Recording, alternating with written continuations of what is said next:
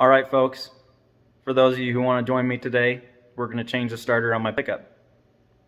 Now, the first thing you should do is not like I did, and you should not ignore the warning signs for a week and a half that your starter is about to go, and then wait till the day that you have to beat on your starter to get your pickup to start so that you can make it to Napa to get a new one. After you've accomplished that, because you're not like me, we'll get to step one. Now, I've taken the liberty of getting started a little bit here already. So the first thing you want to do is you want to come in here and you want to disconnect both of your batteries. Safety first. Okay, after you've done that, you want to take off your right front wheel, which I've already done, and you want to take off your inner fender. I've already started that a little bit, but I'll let you watch me finish up, I suppose.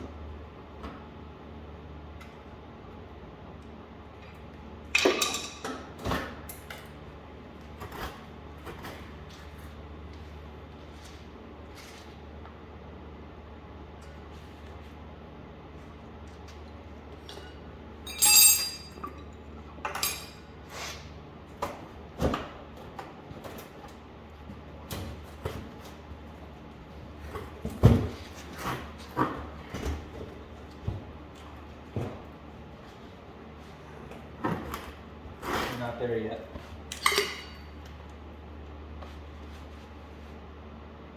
So in case you want to know, all of these hex head screws on here are 7mm. Except for that one. That one is definitely not. That one is different. That's more like a 10.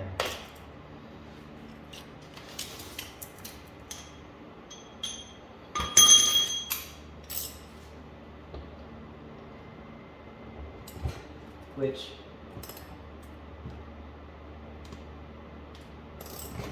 is also what the lugs on the battery are, the 10mm. What exactly do we have going on? Please don't tell me that that's nutted on the other side.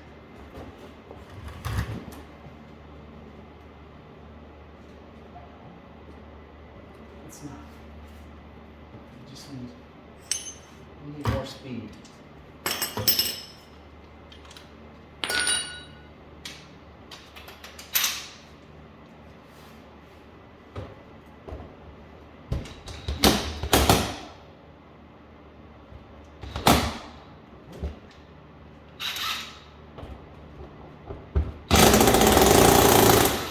There we go. That was in good shape. That one's in good shape.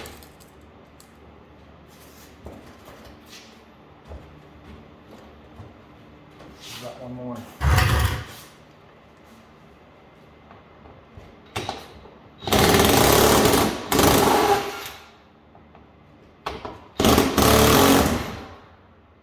Really?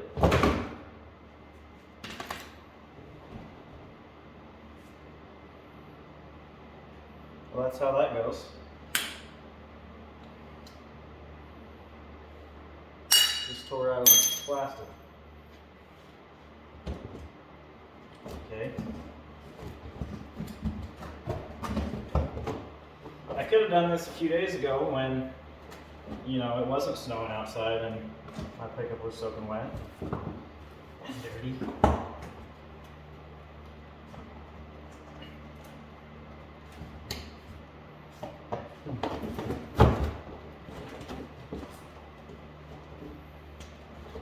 thought I was going to get away with not having to take this mud flap all the way off, but I was wrong.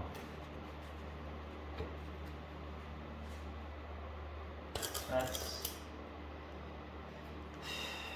yet another different size fastener. It's like a 13 maybe. I'll be back.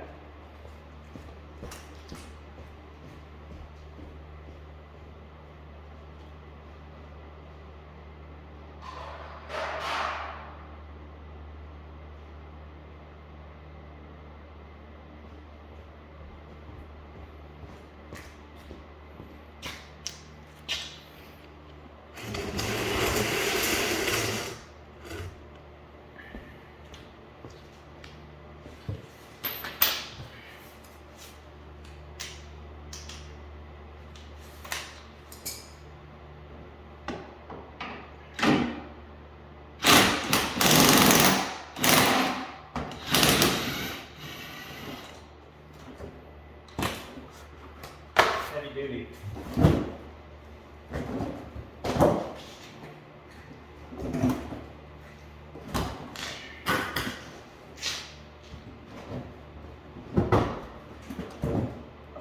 These kind of things frustrate me.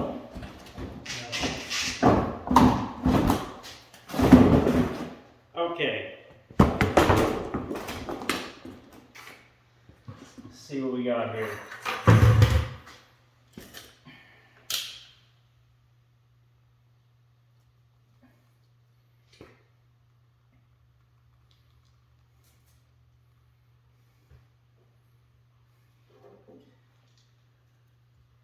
My goodness, they don't make it easy, do they?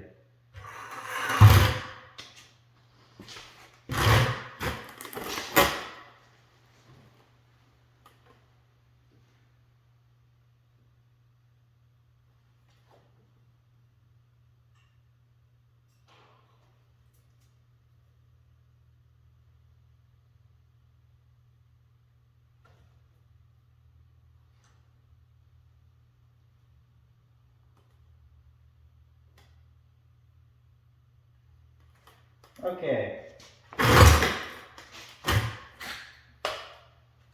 me clean up a little bit.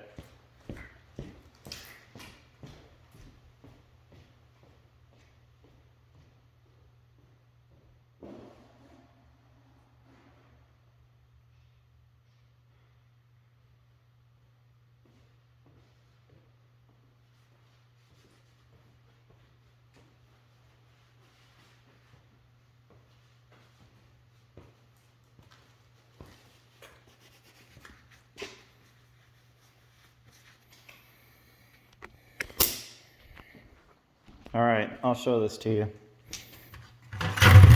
The engineers at GM, in their infinite wisdom, made this real easy. We'll see if we can get where you guys can see. All right, so that thing right there, buried down in there, that's the starter. In order to get it out of there, I think we're gonna have to disconnect that exhaust pipe right there. So I will get that done. We just got to pull that clamp, and then I'll get back with you after that. All right, folks. Getting a little more than a bargain for on this one. So I did have to disconnect the exhaust right here. So let me just show you what I have done while you were gone. So I unhooked the exhaust pipe right here at this connection, and then I also went back to the first joint in the exhaust, which is back there just a couple more feet where you can't see, and I took that connection apart, so then I was able to get a little slack and drop that down there out of my way. Yours, if you're doing this yourself, may not look exactly like mine, because I know that mine has a aftermarket exhaust on it. So, but after you've made some room there, next thing you gotta do is unhook those two wires right there on your solenoid, the starter solenoid. And then there's a bolt there, and there's one on the bottom down there. You gotta break those two loose, and then that thing should come out of there. Alright folks, getting at that bottom bolt is pretty tough, as you might have seen or seen coming. So I'm going to show you the setup here I had to use to get to it. So it's a 15 millimeter bolt. I had 15 millimeter socket, universal joint. That's a 9-inch extension, another universal joint, and then another. I think you could get by with another 9 to 12 inches of extension. Now, what you got to do with this contraption is there's two ways you can go. You can either go over this rod up behind the frame rail there. You got to go, see if I can get to where you can see it. My goodness. Okay. You got to go over this, behind this thing here, over that axle, drive shaft, whatever you want to call it. You got to go over that. Then you're going to be behind the frame rail, and then you'll be able to get onto that bolt that's right in there in the dark. See if I can brighten that up. Right in there. The other way you can go is the same way. You go socket, universal joint, 9-inch extension, and then rather than coming out over here, you can actually come out right in here. Well, actually right through here. That was another way I was able to get onto it. But you got to have that other universal joint in the middle there to get over this drive shaft. And I would recommend doing the bottom bolt first. Okay, we'll be back when I get that out of there. Also, side note, in case you need to know, these two nuts that hold those wires on, the bottom one is an 8 millimeter and the top one is 13. You'll thank me later. Alright everybody, we're back. I got it out of there. And I have a few more pointers for you. Maybe you'll have an easier time than me, but here's the old one. Okay, and this thing sits in there like this. Now, in order to get it out, I had to flip it. Let's see if I can do this with one hand.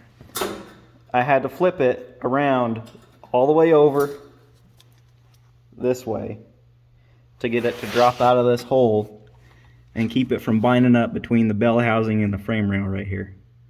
Now, you guys might have better luck than me, but that's what I had to do. There was just enough room in this hole to flip it over that way. Alright, now, let's see if I can do it again in reverse.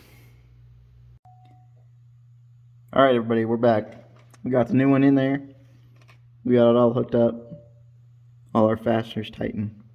Now, I'm going to show you one more time how I got on that bottom bolt, because I changed my mind about it a little bit. So, I don't know if you can see that, but that's my socket there. There's that universal, and then my 9-inch extension. And actually what I did was I eliminated the second universal joint and just went straight from that one right out to here. So I've got about 20 inches of extension there. So I'll just go ahead and get my exhaust pipe hooked back up. I might go ahead and just make sure this starter works first, and then that'll be about it. I'll get the rest of this all buttoned back up. Okay everybody, I decided to go ahead and test this thing first. So I got my batteries hooked back up, and now it's the moment of truth. So see what happens. Look at that. Well, that sounds pretty cool, straight pipe.